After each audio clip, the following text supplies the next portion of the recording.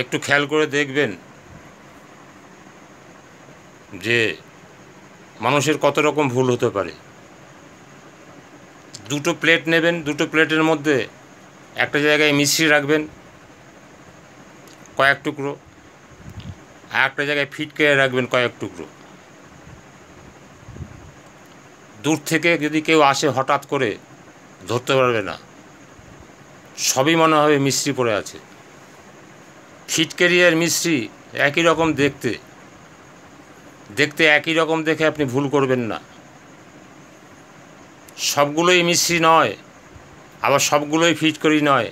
আপনাকে ফিটকিরি আর মিশ্রি চিনে নিতে হবে, বুঝে নিতে হবে যে কোনটা খেলে খার খার লাগবে আর কোনটা খেলে সুস্বাদু লাগবে।